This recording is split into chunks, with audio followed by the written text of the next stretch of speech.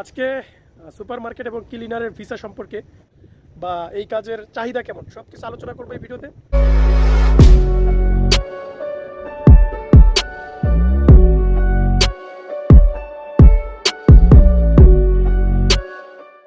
আসসালামু আলাইকুম, আশা করি ভালো আছেন সকলেই। একটা ভাই কমেন্ট করছে গতকাল রাতে, সুপারমার্কেট ক্লিনারের ভিসার আপডেট দেন। এরকম অনেক ভাই কমেন্ট করে জানতে চান যে ভাই সুপারমার্কেটের ভিসা খোলা আছে কিনা, ক্লিনারের ভিসা খোলা আছে কিনা মরিচ চাষে। তো আজকে সুপারমার্কেট এবং ক্লিনারের ভিসা সম্পর্কে এবং তারই সাথে কাজের বর্তমান অবস্থা কেমন, এই কাজ আসলে কি সুপারমার্কেটে পাওয়া যায় কিনা বা এই কাজের চাহিদা কেমন সব কিছু আলোচনা করবো এই ভিডিওতে। ভিডিওটি ধৈর্য সহকারে দেখবেন, ইনশাল্লাহ সব কিছু বুঝতে পারবেন।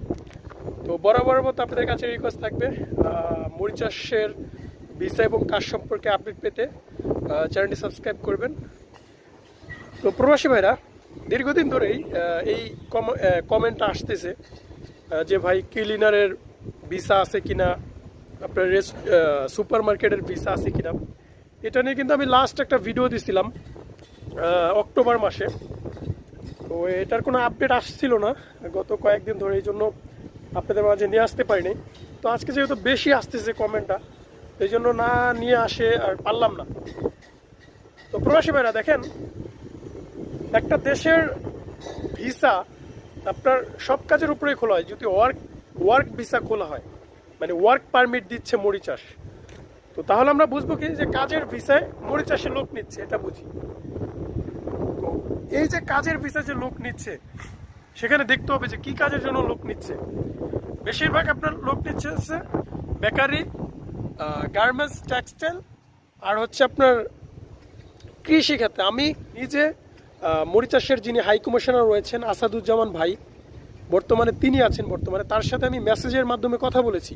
তো তিনি আমাকে যে বিষয়টা বলছে সেটা হচ্ছে যে বেকারি এক, দুই হচ্ছে গার্মেন্টস আর হচ্ছে টেক্সটাইল, প্রিন্টার, মানে এই চারটা সেক্টরে সম্পূর্ণভাবে মরিচ চাষে আপনার লোক নিচ্ছে বাংলাদেশ থেকে, ঠিক আছে।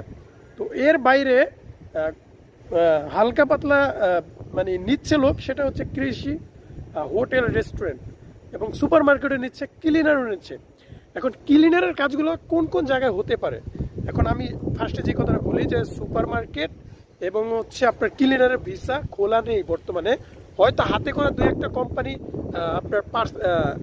আপনার ভিসা দিয়ে নেয়, হাই প্রফেশনাল ভিসা দিয়ে নেয়, কিন্তু আমাদের মতো লেবার এজেন্সির মাধ্যমে বা দালালদের মাধ্যমে বা কেউর মাধ্যমে যাওয়া পসিবল নয়। আর দ্বিতীয়টা হচ্ছে এই কাজ কেমন আছে দেখেন, একটা দেশে হোটেল রেস্টুরেন্ট আছে, একটা দেশে আপনার ফরেনাররা থাকে, তো সেইখানে হোটেল রেস্টুরেন্টে ক্লিনারের লোক এর চাহিদা আছে। আপনার যে কোনো হোটেল রেস্টুরেন্টে ক্লিনারের লোক না, বিদেশে তারা বাহির থেকে লোক দিয়ে সাফ সাফাই করায়, তারা করে না।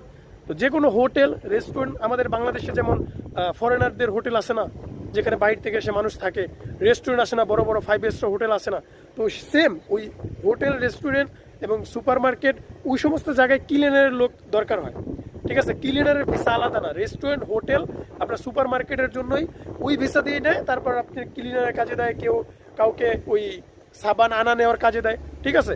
ক্লিনারের আলাদা কোনো ভিসা নেই এবং এই কাজের চাহিদা তেমন নেই ভাই, ঠিক আছে। ক্লিনারের কাজ যে কেউ করতে পারে, এটা একটা কমন কাজ, যে কেউ করতে পারে, ঠিক আছে। তো আমি যেটা বলতে চাচ্ছি সেটা হচ্ছে যে কাজ শিখে আপনারা আসেন, ভালো একটা কাজ শিখে আসেন, বেকারির কাজ শিখতে পারেন, গার্মেন্টসের কাজ শিখতে পারেন, ফার্নিচারের কাজ শিখতে পারেন, এইসব কাজের দাম রয়েছে বিদেশে।